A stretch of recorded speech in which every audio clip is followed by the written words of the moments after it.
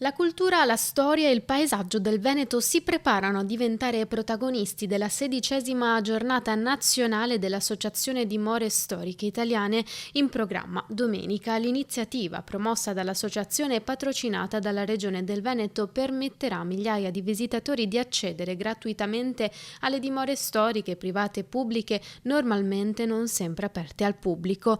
Appuntamento che trasformerà ville, castelli, giardini storici, palazzi e antichi complessi monumentali in un grande museo diffuso, offrendo l'opportunità di scoprire luoghi di straordinario fascino, spesso lontani dai tradizionali circuiti turistici.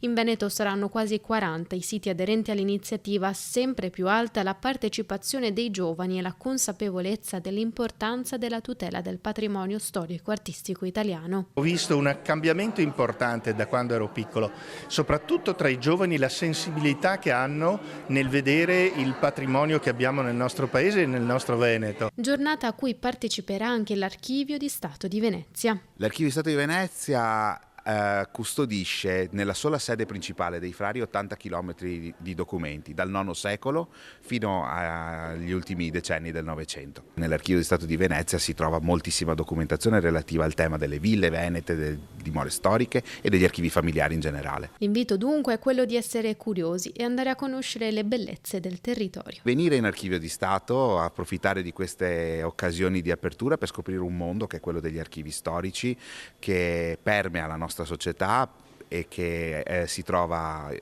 ovunque e che però ha bisogno di essere conosciuto in maniera più approfondita, e queste occasioni sono preziosissime per entrare in contatto con chi ogni giorno si prende cura del patrimonio archivistico d'Italia.